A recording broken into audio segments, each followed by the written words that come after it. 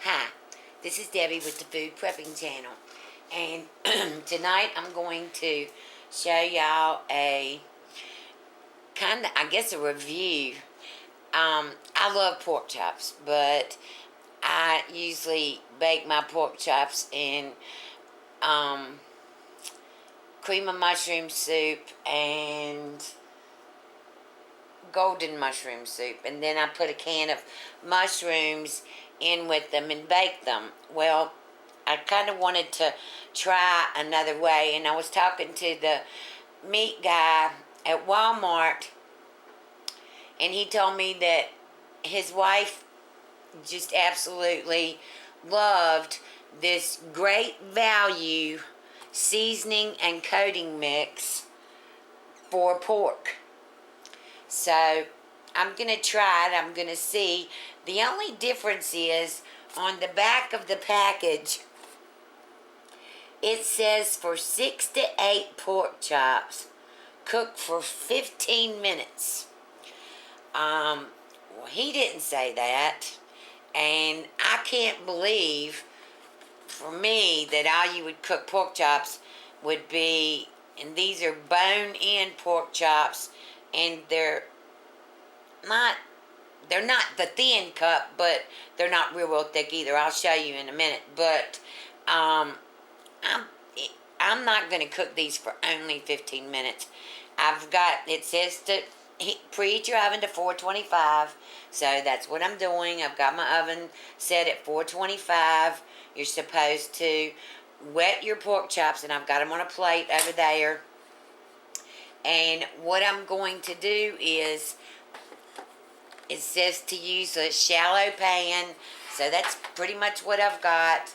And I'm going to use this non-stick aluminum foil, Reynolds Wrap non-stick.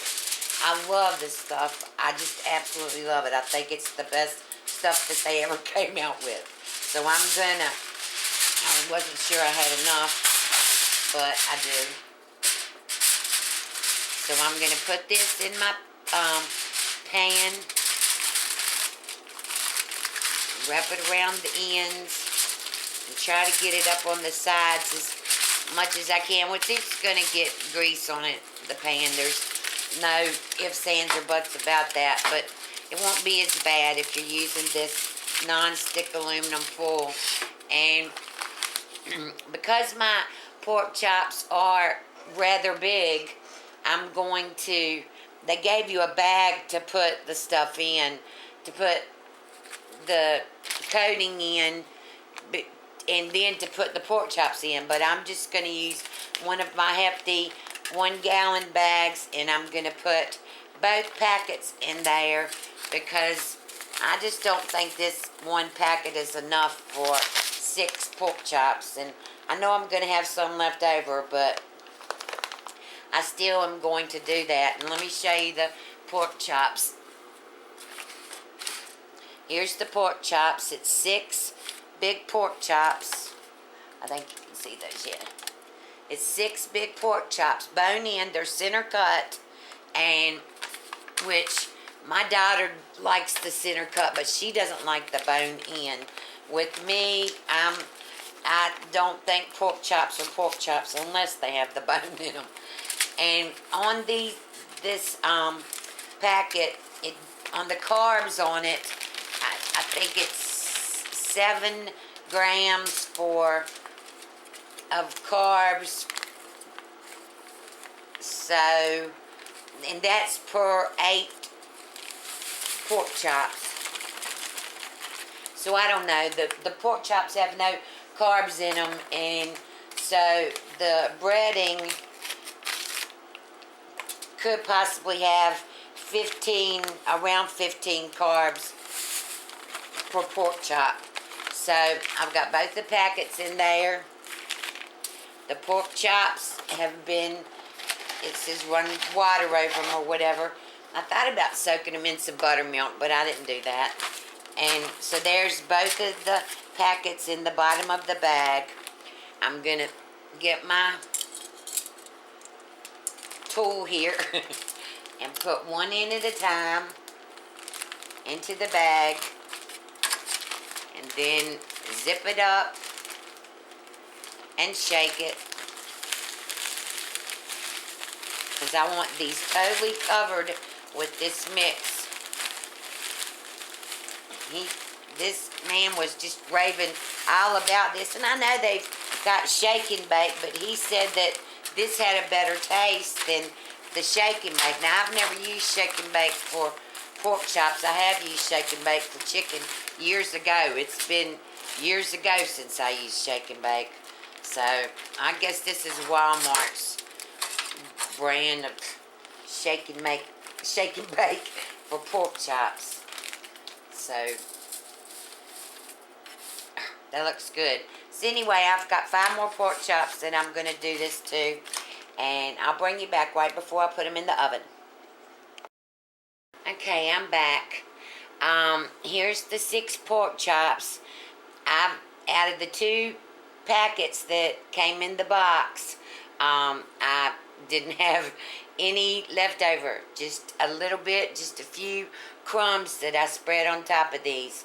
And since I'm not so into not cooking my pork all the way, I'm going to do these on at 425 in the oven for 15 minutes on one side. Then I'm going to get them out, turn them over, and cook them for another 15 minutes. I do want to make sure that my pork chops are done, and then when these get done, I will bring you back. Okay, here they are. I cooked these for 20 minutes on each side. I'm letting them rest now. It says to let them rest for 10 to 15 minutes, so I'm going to let them rest, and then I'm going to put one on a plate, and I'm going to eat it because later on, I'm not fixing anything right else. I'm not fixing anything else right now because later on I'm going to be fixing a salad and corn on the cob for us. So I just want to eat one now and see what it tastes like, and I'll bring you back in just in a few minutes. Okay, I'm going to try the pork chop and see how it is. Looks good. It's nice and crunchy like I like it. It looks moist and juicy to me.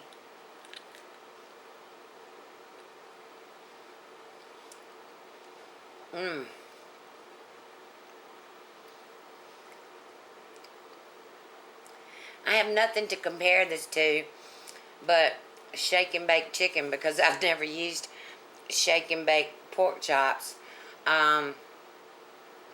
They say that it's healthier to bake something than it is to fry something, but this tastes like a fried pork chop. So I do think that it's more tender and juicy than it is when it's fried. This is really good.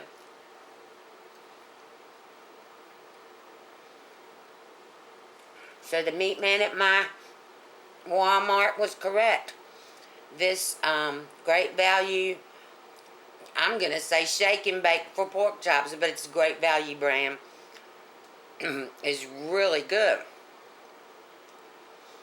It doesn't have a lot of seasonings in it, which I kind of like my pork chops a little bit. I don't like them seasoned very much because if I wasn't diabetic, I'd have mashed potatoes and bento beans with this, and maybe some cornbread and some gravy. But since I can't have that, I'm just having a pork chop and a salad, and I'm going to fix some corn on the cob. But this is really good. It really is. It's not, look, I wish you could see. It's very tender. Very tender. And I cooked it for 10 minutes more than, no, 40 minutes, 15 to 25. 25 minutes, yes, 25 minutes longer than it said, but I just don't trust cooking pork for just 15 minutes in the oven. And this is not in the least dry. It's very moist. So I can't imagine what, I just have to cook this for, I have to cook this for at least 30 minutes. The 15 minutes would not be long enough. But this is really good. Thank you to the meat man at Walmart. I hope all of you that work at Walmart do your customers, give your customers good service like my guy did.